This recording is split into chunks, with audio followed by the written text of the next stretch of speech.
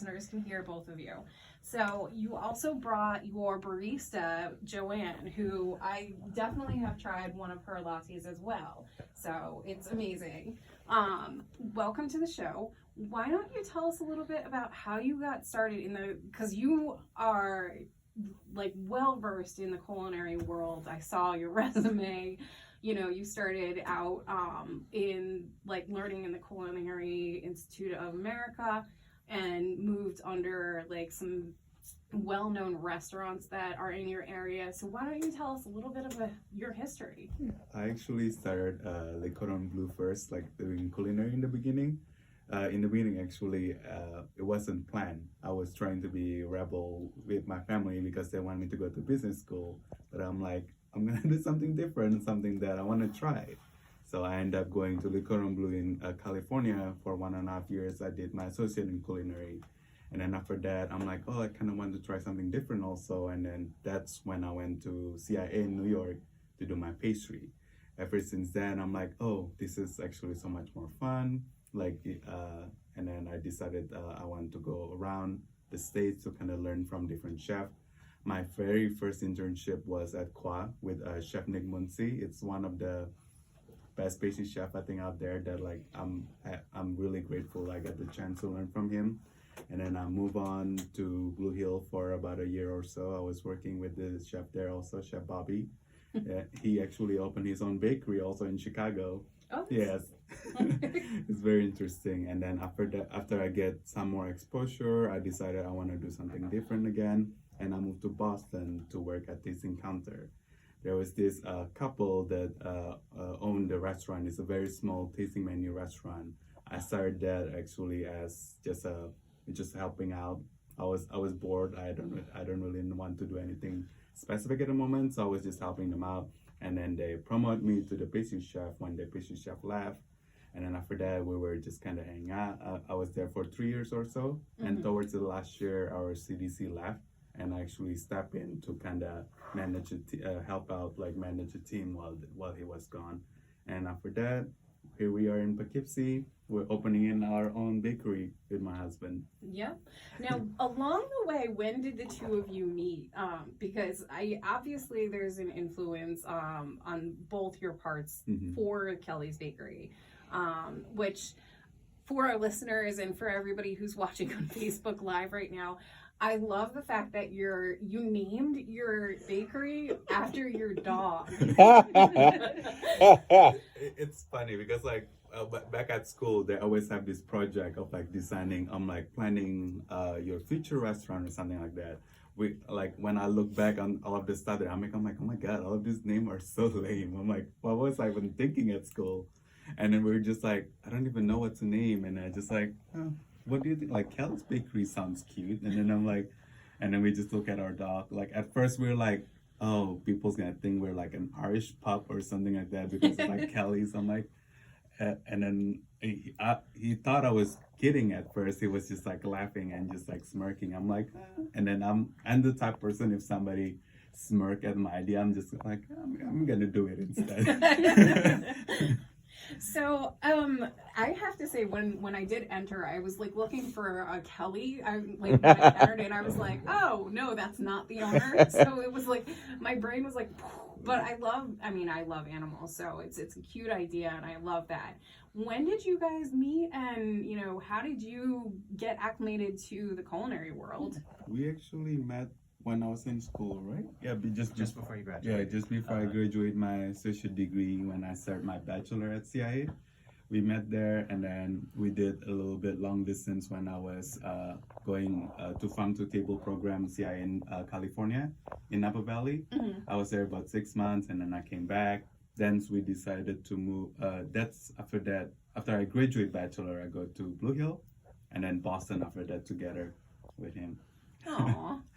And then move back here, or to Poughkeepsie. The plan was always to come back to Poughkeepsie and do something in that world. And it's funny that you say acclimated. I don't know if that's necessarily true yet. Because I know you run front of house with him. Yes. The funny thing, this is actually his very first restaurant experience. Yeah. Like he never worked at a restaurant before. I know you have more of a financial background, right? Yes. Yes. Yes.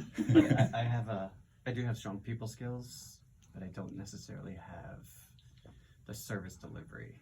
But I'm working on it because the personality, I guess, makes up for it.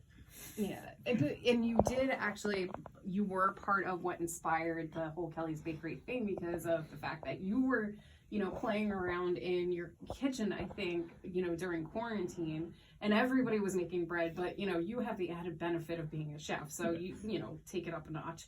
But then you came up with the idea of selling it online through, ironically, Facebook. Yes. Yeah. I would snarky posts, this is my day, help, somebody rescue me. And people started, I need that, I want that, I have to have that. So then it was like, let's try this. And we posted a couple loaves of bread, and then I get emotional. He was the one that I was pushing. I'm actually just started doing sourdough about like a year ago and stuff during pandemic. My background is more like a plated dessert. So this is what excites me, is like I'm learning something new every day.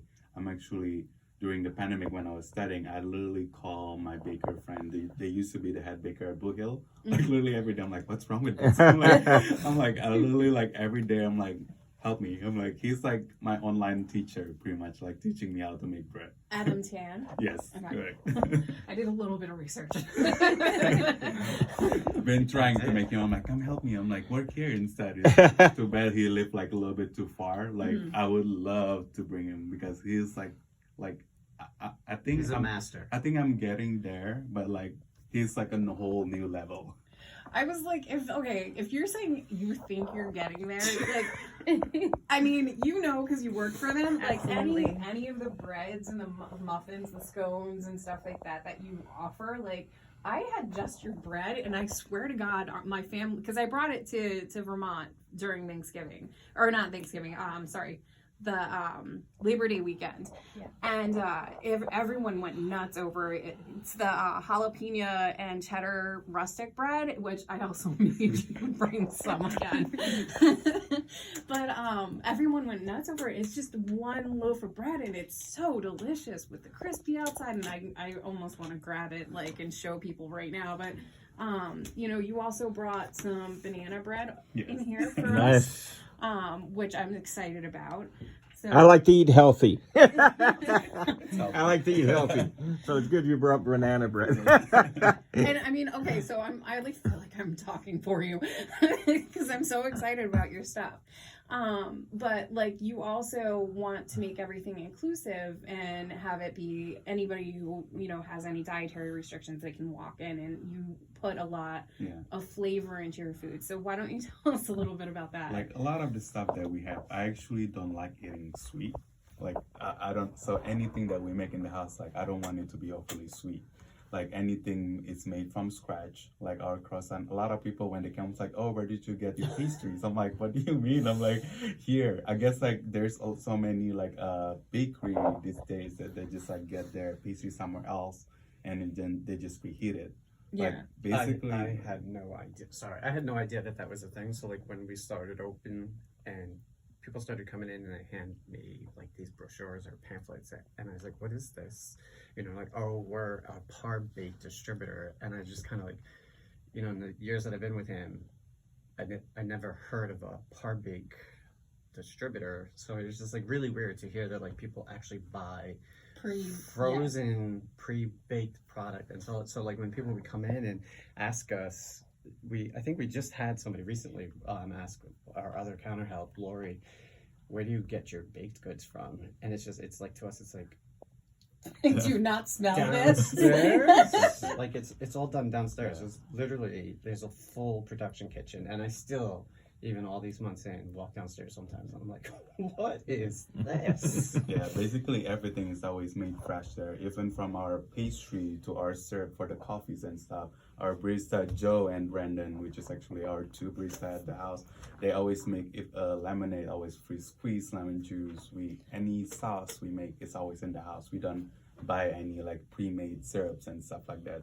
Yes, we're not gonna like when they come, I'm like, oh, I want hazelnut latte and something. We don't have that kind of time because Yeah. like it's tricky to make those kind of flavors.